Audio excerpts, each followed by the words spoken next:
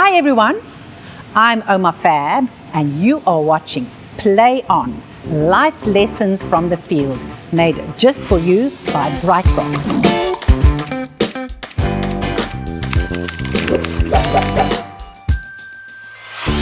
So here I am, in the Mother City, in the High Performance Centre. I'm not just an Ouma, I am a student of rugby.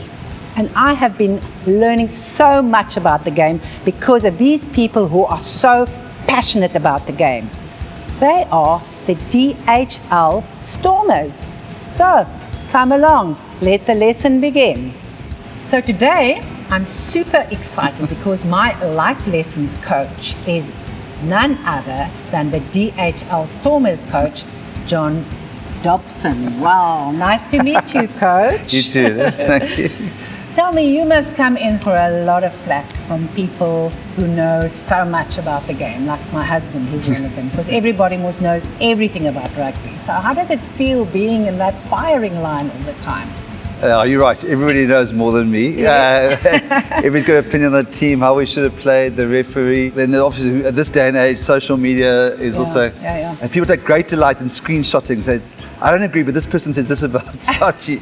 Don't send it to me there. But, you get a thick skin. You've got to have I suppose you have to. So do you have a single coaching plan for the whole team, or do you have like separate coaching plans for the 15 different players? I think rugby is much more individual. Maybe in the old days it was like a team. I know it's but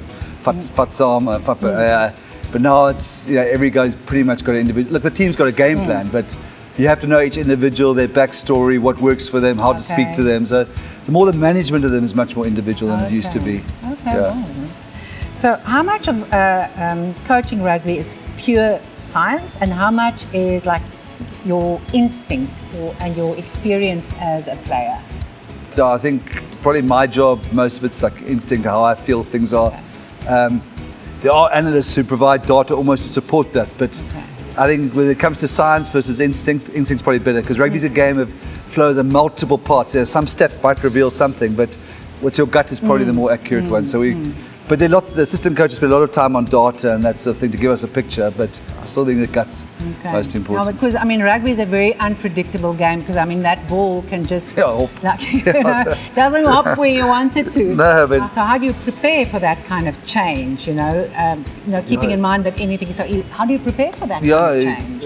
It's so much emotion now. We're all popular now, and I say if they made the other decision, you've got to try and take emotion out of it, but it's much easier said than done because of course. And the camera is like watching you, and you've got to be like deadpan. I'm cool, nothing wrong with me. So what is your secret for handling and managing change in your personal life? Personal life, that's a mess. Is it a mess? Because you hear all the time. No. Coaching rugby is actually a good thing for your personal life because you manage other people's emotions and expectations, because this whole time we're such a complex the sport. We've got 50 professional guys. 30 of them are going to be disappointed every week not to be in the team. You've got to manage their emotions, and you've got to be decent with how you deal with them, because I think in rugby, you can't say, listen, you played really well, I'm going to give you a game next week, or the guys want to know the truth, where they stand, but also you've got to manage their hopes. And it's quite good skills to take into the rest of one's life in a funny way. Absolutely, yes. So I hope you don't mind, but I Googled you, thanks to social media, and then I realized that you have lots of interests outside of rugby. You have a law degree. I didn't know this. You have a law degree, you have an MBA, you have a master's in creative writing. You have written 2 novels. I haven't read them. Don't. It's time you won't get back. But my point is that, how do you even find time to coach? No, listen, as the rugby's got more serious, I've had to park more of that stuff. A lot of pressure in rugby now at the moment. So also my books are a bit edgy, and I think the world's changed quite a lot. We're much more aware of what we say about people and things now. So I don't want to say something about people identifying as other things like I did in the other books, or 72 genders, and this day and age. Oh yes, I know. You've got to tread carefully. And my books are edgy, so I think I'll just coach rugby for a while. I think I'm going to read books. What's the most important lesson that rugby has taught you about life? Easy one, hey? Yeah, no, it's probably it's tough. Two, probably in coaching, it's about honesty, which is tough because we're not naturally honest. You know, we always want to hurt other people's feelings. Yes. I'm not talking about honesty being cheating or dishonest. No, yeah, but like saying, listen, you had a terrible game. Yeah, that dealing with that and managing that. That's a good lesson. And I think the other thing is about taking. We're so susceptible in this day and age to raw emotion and binary. You know, if you're not if you're not for me, you're against me.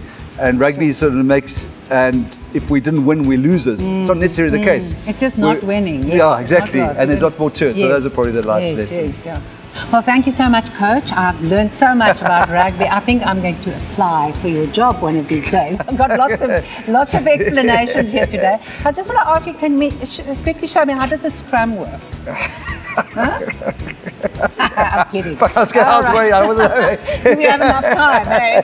That's obviously. I'm not qualified to be a coach. I didn't know what I was going to do. So thank you for watching, everyone, and I'll be back with Play On, life lessons from the field made just for you by Bright Rock. So remember, keep loving change and keep loving rugby. Bye.